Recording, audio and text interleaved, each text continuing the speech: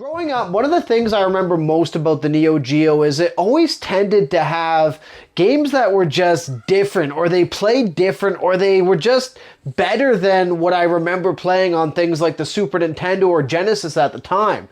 And I used to go to my uncle's house and he had the Neo Geo as well as a MAME emulator.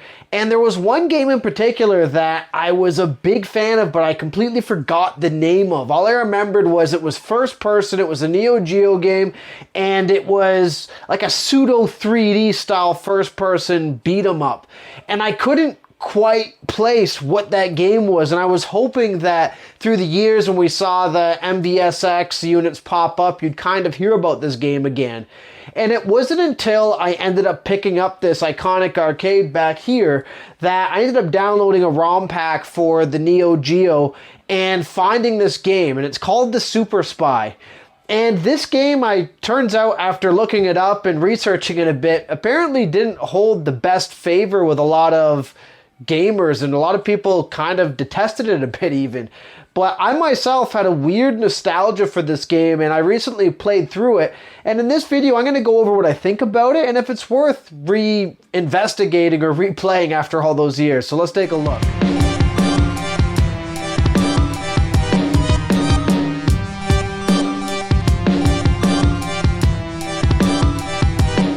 So the Super Spy has a super complicated story. You're essentially a spy named Roy, I believe, sent to go and destroy all enemies and their bombs.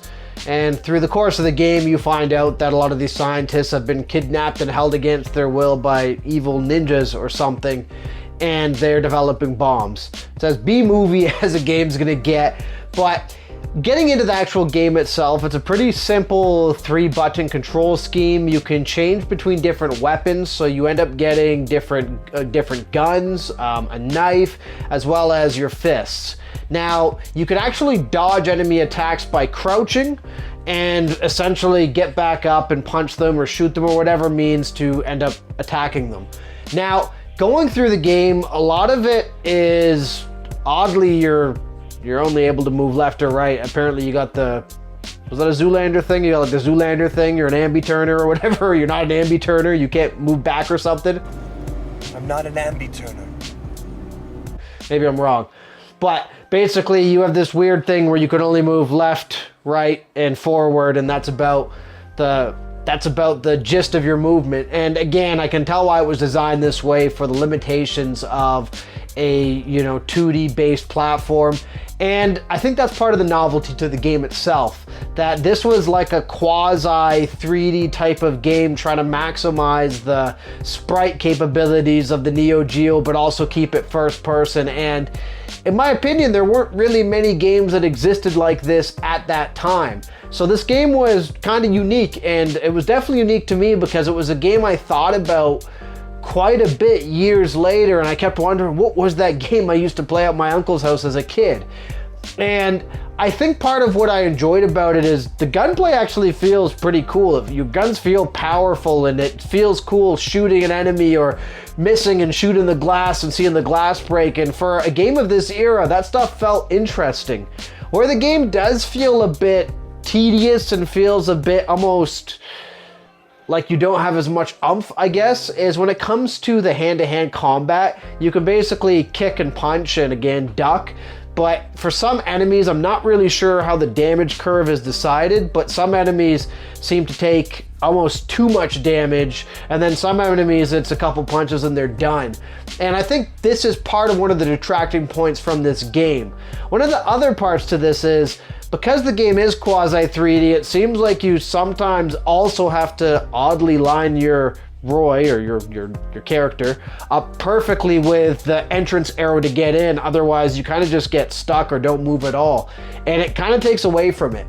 And I think one of the bigger complaints that a lot of people have with this game is the world itself is kind of just bland and repetitive. It's kind of just different colored office corridor after office corridor with an occasional fight in a storage room or an office space. It doesn't really get much more varied than that, which is kind of unfortunate because the platform in which you're playing this in as a first-person brawler, to me, is kind of cool. And it would have even been cool if at that time you could have connected 2 Neo Geo units and have, you know, one guy on one side playing and another guy on the other side playing, and kind of have that multiplayer element there, which of course couldn't really happen with that era of Neo Geo type of game. But do I think this game is as bad as some people claim? Not necessarily. I think there is some novelty to this game for what it was at that time period, and there's also some, you know, pretty cheesy and ridiculous dialogue that kind of adds to the B-movie flavor of this game. Will this be a game like The Punisher that I'm going to be replaying years and years later and over and constantly showing people because it's such a great brawler or beat 'em up? Probably not. But as a interesting little novelty, I think this is a game that's worth re-exploring and checking out.